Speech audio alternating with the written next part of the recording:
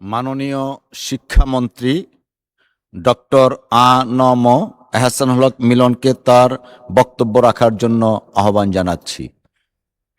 ধন্যবাদ। মাননীয় স্পিকার, আপনাকে অশেষ ধন্যবাদ।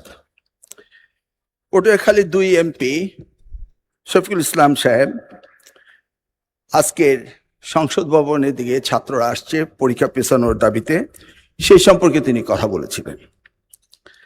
এই ব্যাপারে আমরা অনেক পর্যালোচনা করে দেখেছি।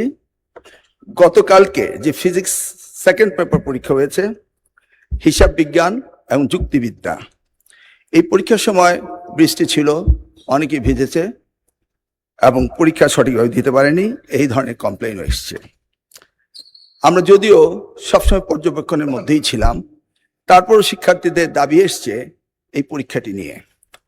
ইতিমধ্যে বন্যার কারণে আমরা চিটাং বোর্ডের প্রত্যেকটি জেলার পরীক্ষা বন্ধ করে দিয়েছি এবং আমাদেরকে পুনরায় পরীক্ষা নিতেই হবে।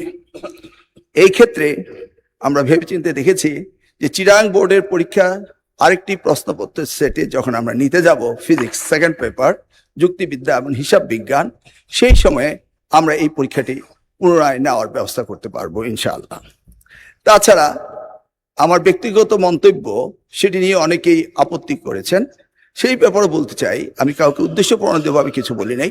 যদি কেউ আহত হয়ে থাকে, সিম্পলি আমি দুঃখ প্রকাশ করছি।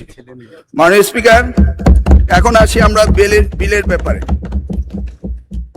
বেশ কয়েকজন সংসদ সদস্য সকলেই এই বগুড়া বিশ্ববিদ্যালয় বিলটিকে ইন্টারেস্ট নিয়ে এর সংশোধনের ব্যাপারে কথা বলেছেন।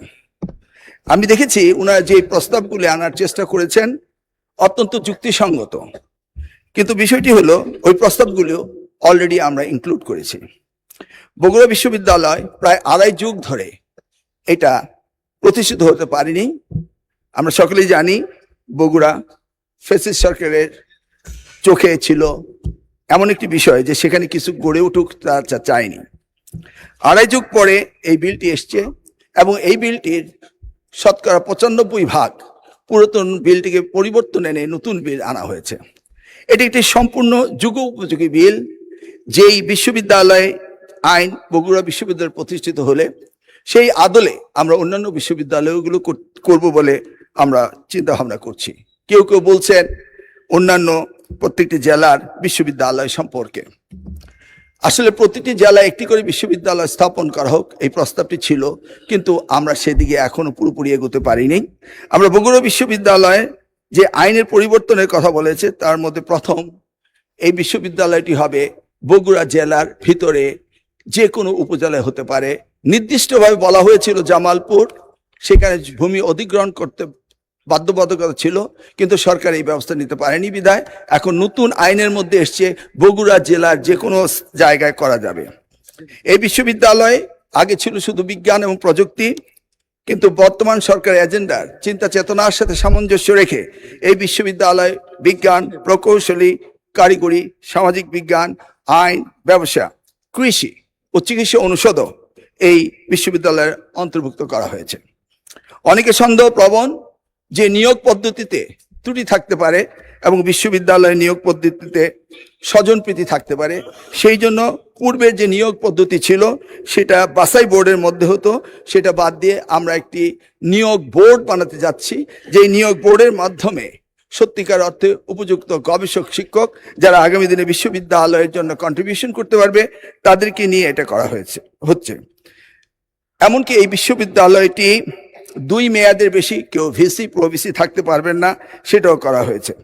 আর্থিক বিষয়ে যেন কোনো দুর্বলতা কোনো বিশ্ববিদ্যালয়ে না থাকে, সেই জন্য মহা হিসাব নিরীক্ষক ও নিয়ন্ত্রক অর্থাৎ এজিবি যে কোনো সময় নিরীক্ষার কাজে সেখানে কাজ করতে পারবেন। বলা হয়েছিল সংসদ সদস্য একজন বগুড়া থাকবে, অন্যজন অন্য কোথাও থাকতে পারেন, কিন্তু অনেক পর্যালোচনা এবং বিশ্লেষণ করার পরে দেখা গেল যে বগুড়া যে বিশ্ববিদ্যালয়টি হবে, সেই বিশ্ববিদ্যালয়ের 2টি সিন্ডিকেট মেম্বার যদি বিশ্ববিদ্যালয়েই থাকে, বগুড়ারই থাকেন সংসদ সদস্য, তাহলে